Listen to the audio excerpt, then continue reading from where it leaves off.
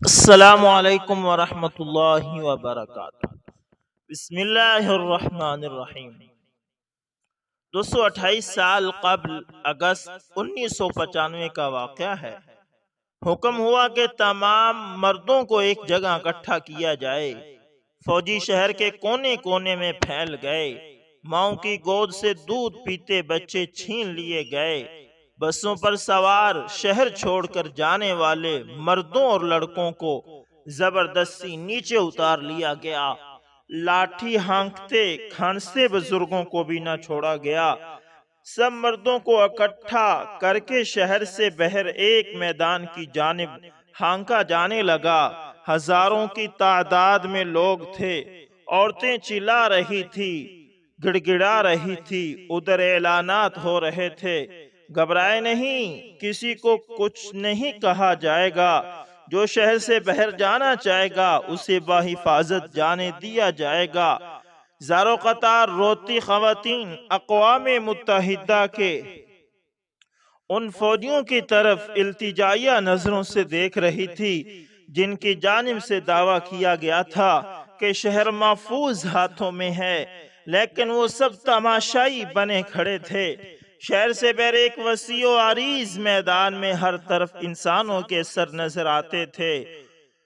گھٹنوں کے بل سر جھکائے زمین پر ہاتھ ٹکائے انسان، جو اس وقت بھیڑوں کا بہت بڑا ریوڑ معلوم ہوتے تھے۔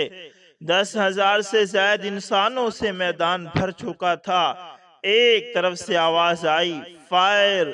سینکڑوں بندوقوں سے آوازیں بیک وقت گونجی، لیکن اس کے مقابلے میں انسانی چیخوں کی آواز اتنی بلند تھی کہ ہزاروں کی تعداد میں برسنے والی گولیوں کی تڑتڑاہٹ بھی دب کر رہ گئی۔ ایک قیامت تھی جو بھرپا تھی۔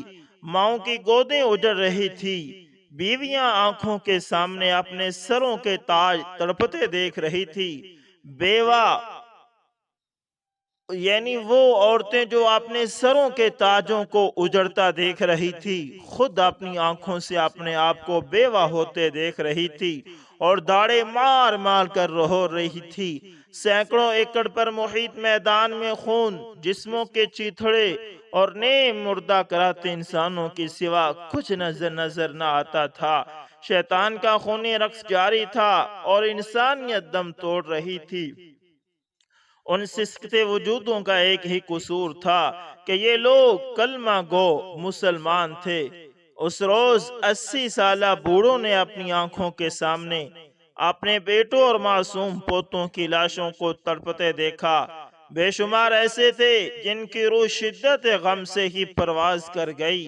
شیطان کا یہ خونی رقص تھما تو ہزاروں لاشوں کو ٹھکانے لگانے کے لیے مشینیں منگوائی گئی۔ بڑے بڑے گڑھے کھود کر 500 ہزار لاشوں کو ایک ہی گڑھے میں پھینک کر مٹی سے بھر دیا گیا۔ یہ بھی نہ دیکھا گیا کہ لاشوں کے اس ڈھیر میں کچھ نیم مردہ سسکتے اور کچھ فائرنگ کی زد سے بچ جانے والے زندہ انسان بھی تھے۔ لاشیں اتنی تھی کہ مشینیں کم پڑ گئی۔ بے شمار لاشوں کو یوں ہی کھلا چھوڑ دیا گیا اور پھر رخ کیا گیا غم سے نڈھال ان مسلمان عورتوں کی جانب جو میدان کے چار جانب ایک دوسرے کے قدموں سے لپٹی رو رہی تھی۔ انسانیت کا وہ ننگا رقص شروع ہوا کہ درندے بھی دیکھ لیتے تو شرم سے پانی پانی ہو جاتے۔ شدت غم سے بے ہوش ہو جانے والی عورتوں کا بھی ریپ کیا گیا۔ خون اور جنس کی بھوک مٹانے کے بعد بھی چین نہ آیا۔ اگلے کئی ہفتوں تک پورے شہر پر موت کا پہرا طاری رہا۔ ڈھونڈ ڈھونڈ کر اقوام متحدہ کے پناہ گزین کیمپوں سے بھی نکال کر ہزاروں لوگوں کو گولیوں سے بھون دیا گیا۔ محض 2 دن میں 50,000 نہتے مسلمان زندہ وجود سے مردہ لاش بنا دیے گئے۔ یہ تاریخ کی بدترین نسل کشی تھی۔ ظلم و بربریت کی یہ کہانی سینکڑوں ہزار سال پرانی نہیں، نہ ہی اس کا تعلق وحشی قبائل یا دور جاہلیت سے ہے۔ یہ 1995 کی بات ہے جب دنیا اپنے آپ کو خود ساختہ مہذب مقام پر فیض کیے بیٹھی تھی۔ یہ مقام کوئی پس ماندہ افریقی ملک نہیں بلکہ یورپ کا جدید قصبہ سربرینیکا تھا۔ یہ واقعہ اقوام متحدہ کی نام نہاد امن فورسز کے عین سامنے بلکہ ان کی پشت پناہی میں پیش آیا۔ اگر آپ سمجھتے ہیں کہ یہ مبالغہ آرائی ہے تو ایک بار سربرینیکا واقعے پر اقوام متحدہ کے سابق سیکرٹری جنرل کوفی عنان کا بیان پڑھ لیجئے، جس نے کہا تھا کہ یہ قتل عام اقوام متحدہ کے چہرے پر بدنما داغ کی طرح ہمیشہ رہے گا۔ 90 کی دہائی میں یوگو سلاویہ ٹوٹنے کے بعد بوسنیا کے مسلمانوں نے ریفرنڈم کے ذریعے سے اپنے الگ وطن کے قیام کا اعلان کیا۔ بوسنیا برزوگونیا کے نام سے قائم اس ریاست میں مسلمان اکثریت میں تھے جو ترکوں کے دور عثمانی سے مسلمان ہوئے تھے اور صدیوں سے یہاں آباد تھے، لیکن یہاں مقیم سرب الگ ریاست سے خوش نہ تھے۔ انہوں نے سریبا کی افواج کی مدد سے بغاوت کی۔ اس دوران میں بوسنیا کے شہر سربرینیکا کے ارد گرد سرب افواج نے محاصرہ کر لیا۔ یہ محاصرہ کئی سال تک جاری رہا۔ اقوام متحدہ کی امن افواج کی تعیناتی کے ساتھ ہی باقاعدہ اعلان کیا گیا کہ اب یہ علاقہ محفوظ ہے، لیکن یہ اعلان محض ایک جھانسا ثابت ہوا۔ کچھ ہی روز بعد سرب افواج نے جنرل ملادیچ کی سربراہی میں شہر پر قبضہ کر لیا اور مسلمانوں کی نسل کشی کا وہ انسانیت سوز سلسلہ شروع کیا جس پر تاریخ آج بھی شرمندہ ہے۔ اس دوران نیٹو فوج نے مجرمانہ خاموشی اختیار کیے رکھی کیونکہ معاملہ مسلمانوں کا تھا۔ اگست 1995 سے اگست 2023 تک 28 سال گزر گئے۔ آج بھی مہذب دنیا اس داغ کو دھونے میں ناکام ہے۔ یہ انسانی تحریک کا واحد واقعہ ہے جس میں مرنے والوں کی تدفین آج تک جاری ہے۔ آج بھی سربرینیکا کے گرد و نواح سے کسی نہ کسی انسان کی بوسیدہ ہڈیاں ملتی ہیں تو انہیں اہل علاقہ دفنانے نظر آتے ہیں۔ جگہ جگہ قطار اندر قطار کھڑے پتھر اس بات کی علامت ہے کہ یہاں وہ لوگ دفن ہیں جن کی اور کوئی شناخت نہیں ماں سوائے اس کے کہ وہ مسلمان تھے۔ گو کہ بعد میں دنیا نے سرب افواج کی جانب سے بوسنیائی مسلمانوں کی اس نسل کشی میں اقوام متحدہ کی غفلت اور نیٹو کی مجرمانہ کردار کو تسلیم کر لیا۔ کیس بھی چلے، معافیاں بھی مانگی گئی، مگر ہائے اس زد و پشیماں کا پشیماں ہونا۔ اب تو یہ واقعہ ایسا ایسا یادوں سے بھی محو ہوتا جا رہا ہے۔ دنیا کو جنگ عظیم، سرد جنگ اور یہودیوں پر ہٹلر کے جرائم تو یاد ہیں، لیکن مسلمانوں کا قتل عام کسی کو یاد نہیں۔ غیروں سے کیا گلا، ہم میں سے کتنوں کو معلوم ہے کہ ایسا کوئی واقعہ بھی ہوا تھا؟ 50,000 مردوں اور بچوں کا قتل اتنی آسانی سے بھلا دیا جائے؟ یہ وہ خون آلود تاریخ ہے جسے ہمیں بار بار دنیا کو دکھانا ہوگا۔ جس طرح 9/11 اور دیگر واقعات کو ایک گردان بنا کر رٹایا جاتا ہے، بعینی ہی ہمیں بھی یاد دلاتے رہنا ہوگا۔ نام نہاد مہذب معاشروں کو ان کا اصل چہرہ ہمیں دکھاتا رہنا ہوگا۔ اپنے دوستوں کو روزانہ پھول ضرور بھیجیں، مگر خدارا ایسی تحریریں ضرور بھیجیں جس سے ہمارے ایمان اور عمل میں اضافہ ہوتا ہو۔ درخواست ہے کہ 10 دوستوں کو لازمی بھیجیں۔ آخری بات، اس واقعے میں ہمارے لیے ایک اور بہت بڑا سبق یہ بھی ہے کہ کبھی اپنے تحفظ کے لیے غیر پر اغیار پر بھروسہ نہ کرو، اور اپنی جنگیں اپنے ہی زور بازو سے لڑی جاتی ہیں۔ بہت قیمتی بات لکھی ہے، اپنی جنگیں اپنے ہی زور بازو پر لڑی جاتی ہیں۔ اللہ اکبر۔ اللہ تعالیٰ جو اس جنگ میں شہید ہوئے، اللہ انہیں کڑوٹ کڑوٹ اپنی رحمتوں سے نوازے۔ تو دوستو اسی طرح وہ لکھتی ہے کہ میری عمر اس وقت 35 سال ہے، میری ابھی تک شادی نہیں ہوئی، کیونکہ ہمارے خاندان کی رسم ہے کہ خاندان سے بغیر شادی کرنا نیچ حرکت ہے۔ خاندان کے بڑے بوڑھے جب آپس میں بیٹھتے ہیں تو بڑے فخریہ انداز سے کہتے ہیں کہ 7 پشتوں سے تک اب یعنی 7 پشتوں سے لے کر اب تک ہم نے کبھی خاندان سے بغیر رشتہ نہیں کیا۔ عمر کے 35ویں سال میں پہنچ چکی ہوں، اب تک میرے لیے خاندان سے کوئی رشتہ نہیں آیا، جبکہ غیر خاندانوں سے کئی ایک رشتے آئے، لیکن مجال ہے کہ میرے والدین یا بھائیوں نے کسی سے بھی ہاں کیا ہو۔ میرے دلی جذبات کبھی اس حد تک چلے جاتے ہیں کہ میں راتوں میں چیخ چیخ کر آسمانوں کو سر پر اٹھاؤں اور تاڑے مار مار کر والدین سے کہوں کہ میرا گزارا نہیں ہو رہا، خدارا میری شادی کرا دیں، اگرچہ کسی کالے کلوٹے چور سے ہی صحیح، لیکن حیا اور شرم کی وجہ سے میں چپ ہو جاتی ہوں۔ استغفر اللہ، بہت دکھ بات۔ میں اندر سے گھٹ گھٹ کر زندہ لاش بن چکی ہوں۔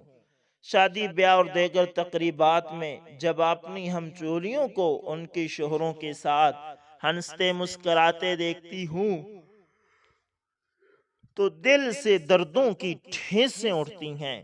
یا خدا ایسے پڑھے لکھے جہل ماں باپ کسی کو نہ دینا جو اپنی خاندان کی ریت و رسم کو نبھا کر اپنی بچیوں کی زندگیاں برباد کر دیں۔ کبھی خیال آتا ہے کہ گھر سے بھاگ کر کسی کے ساتھ مکالمہ کر کے واپس آ کر والدین کے سامنے کھڑی ہو جاؤں کہ لو اب اچھی طرح نبھاؤ اپنے 7 پشتوں کا رسم۔ کبھی خیال آتا ہے کہ گھر سے بھاگ جاؤں اور کسی سے کہوں مجھے بیوی بنا لو، لیکن پھر خیال آتا ہے کہ اگر کسی برے انسان کے ہتھے چڑھ گئی تو میرا کیا بنے گا۔ میرے درد کو مسجد کا مولوی صاحب بھی جمعے کے خطبے میں بیان نہیں کرتا۔ اے مولوی صاحب ذرا تو بھی سن، رات کو جب ابا حضور اور اماں ایک کمرے میں سو رہے ہوتے ہیں، بھائی اپنے اپنے کمروں میں بھابیوں کے ساتھ آرام کر رہے ہوتے ہیں، تب مجھ پر کیا گزرتی ہے وہ صرف میں اکیلی ہی جانتی ہوں۔ اے حاکم وقت تو بھی سن لے، فاروق اعظم رضی اللہ تعالیٰ عنہ کے زمانے میں رات کے وقت جب ایک عورت نے درد کے ساتھ یہ اشعار پڑھے تھے جن کا مفہوم یہ تھا کہ اگر خدا کا ڈر اور قیامت میں حساب دینے کا ڈر نہ ہوتا تو آج رات اس چارپائی کے کونوں میں ہلچل ہوتی، مطلب میں کسی کے ساتھ کچھ کر رہی ہوتی۔ فاروق اعظم رضی اللہ تعالیٰ عنہ نے جب اشعار سنے تو تڑپ اٹھے اور ہر شوہر کے نام حکم نامہ جاری کیا کہ کوئی بھی شوہر اپنی بیوی سے 3 مہینے سے زیادہ دور نہ رہے۔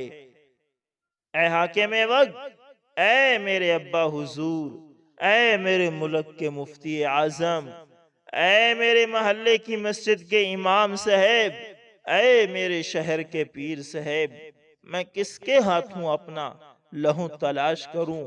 کون میرے درد کو سمجھے گا؟